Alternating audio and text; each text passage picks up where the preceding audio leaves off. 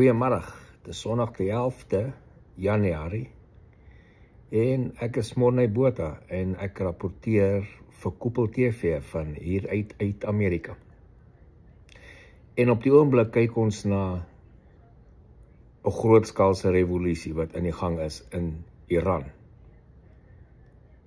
Die Iranse publiek is besig om op te staan teen die regering en hulle soek vir die Crown Prince Pahlavi, hulle soek hom terug om weer die land te kom regeer. En intussen is Ayatollah Khomeini en sy gangsters besig om die land te onderdruk. Kospryse sal op met 70%, daar is onluste oralster. En hulle is besig om die populasie nie net onderdruk te plaas met pryse nie, maar ook onderdruk te plaas met allerhande censorship. So hulle het ook nou al vir 2 dae lank die internet afgesny, daar nie kommunikasie onder die mense kan wees nie. En intussen het Trump nou al 'n paar keer gewaarsku vir die Iranse regering dat as hulle op die publiek gaan skiet en so aan, gaan Amerika inspring en hulle help. So, ek sê, hou dop die volgende 2 of 3 weke.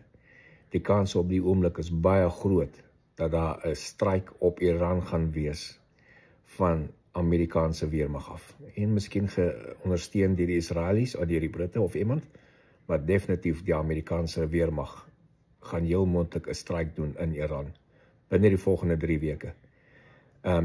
Trump gaan jou nie verniet waarsku en dan niks gaan gebeur nie. Hy het dieselfde gedoen met Maduro van Venezuela, om gewaarsku en hy was windgat, toe sê hy vir Trump, come and get me, en kyk waar sit hy vandag, in 'n tronk in New York City.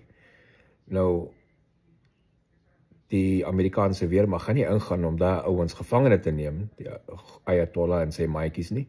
Hulle gaan net bom op hulle koppe sit en that's it. En op daai manier van hulle ontslae raak. So, hier kom 'n ding. Jy kan maar wees voorbereid, hier kom 'n ding, behalwe as die Ayatollah iewers sy sinne by sy kop by mekaar kry en terugbring en agterkom, hier kom 'n ding, maar lyk my hulle wil nie luister nie. So, dit is tans in Iran aan die gang en dit gaan die Midde-Ooste bietjie omkrap. En nou dreig ook die Ayatollah as Amerika hulle strike, gaan die Amerikaanse basisse aanval in die Midde-Ooste. Nou well, good luck vir jou, Mr. Ayatollah. Probeer dit en kyk wat dan gebeur. So, dit is maar my uitsetsel van wat aan die gang is daar in die Midde-Ooste of al in Iran. Ek sien julle weer in die week. Baie dankie.